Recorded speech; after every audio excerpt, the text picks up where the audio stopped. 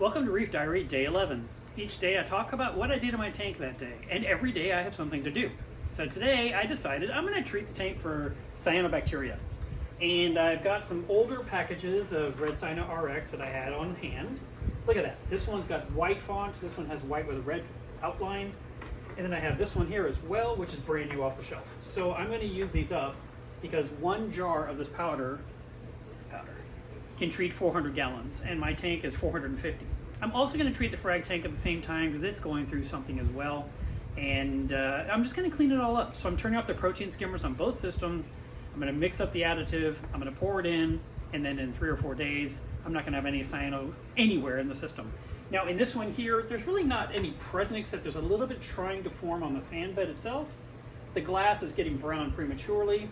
I've been seeing it in the macroalgae of the refugium. And I saw some in the turf scrubber, a lot in the turf scrubber. So I just feel like I need to eliminate that type of bacteria from the system entirely. And like I said, the frag tank is looking really messy. So I just want to nuke it all and just go ahead and take care of the situation. When it comes to this, there's nothing difficult about it. You just put it in and you wait a few days. I don't add air stones or anything because my tank doesn't need it. My systems have enough flow that there's never been a problem with oxygen being dropped. But they do say in the packaging that if you want to add an air stone for safety reasons, you can. And then after the 3 days, if it's still present, if I can still see hints of it, I'll treat it again for 2 more days. But if it's all gone, then I will be ready for a really big water change and then turn my protein skimmer back on. Using an orange filter on my iPhone, you can actually see the red stuff here between the sand. And you can see there's some kind of brown stuff, which is, I think, hints of cyano happening on the actual substrate. And there's like bubbles happening here on this exposed piece of rock. It's just got hints of what I consider to be not good news, and I want it gone. So this is probably the first time I've treated for cyanobacteria in forever. Now in the refugium, you can see some here and here.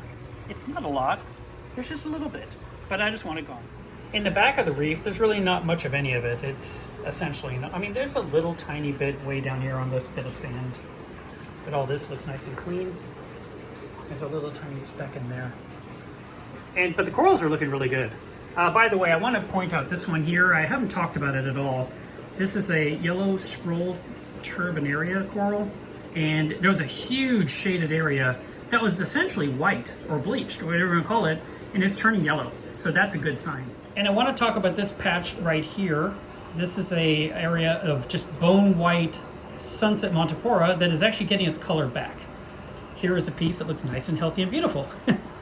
But this right here, actually, it had polyps. So I said, all right, we're good to go.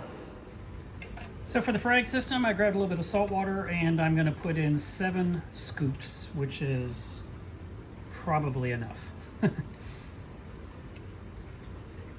I'll just stir it and I'll just pour it into the tank.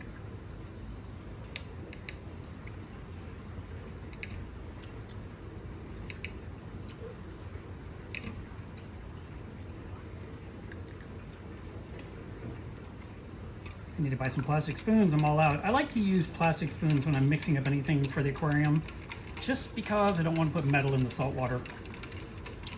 So as you can see, there is nothing to see. And that's going to go in the tank.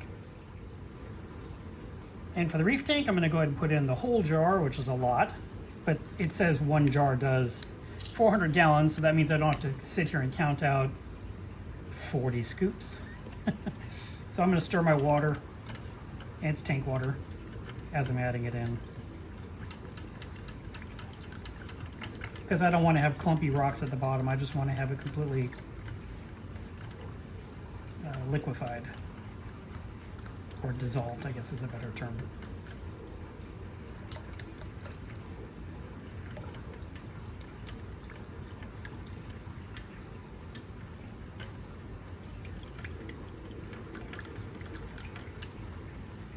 Oh, there's a whole bunch in here.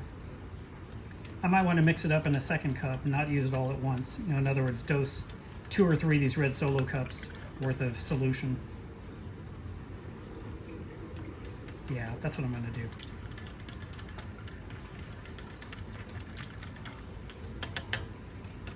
Yeah, looks like nothing. All right.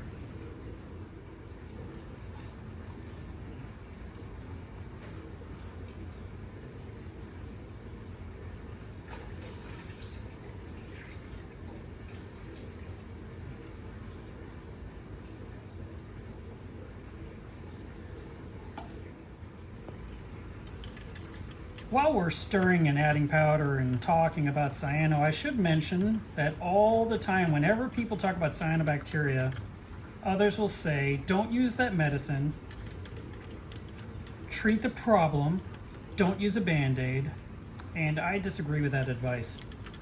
I understand the mentality or where their heart is when they tell you that, but that's because they think you're going to keep treating this every single month for the rest of your life because you didn't fix something. But to be honest, if you have to use ChemiClean or Red Cyano RX twice a year, I don't consider that cheating or a Band-Aid. I consider that a solution to a problem. And I've recommended this forever. I've never ever felt badly to tell someone that they should remove their cyanobacteria with an easy product like this. All right, that is the full amount of one package.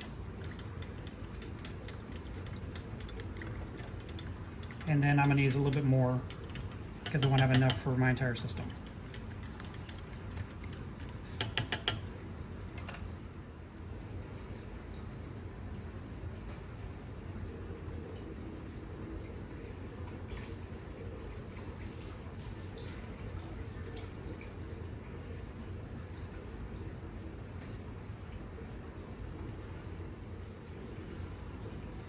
This one here I might use the scoop a little bit, just kind of have an idea how much powder I'm using. Even though it's older, I don't know that this expires, but I am only trying to treat for roughly 450 gallons of water. So I need basically 5 extra scoops beyond the first jar that treated 400 gallons. Okay, so to sum up, we have used the right amount to treat 450 gallons of water. And if I need to dose again in a few days, I will.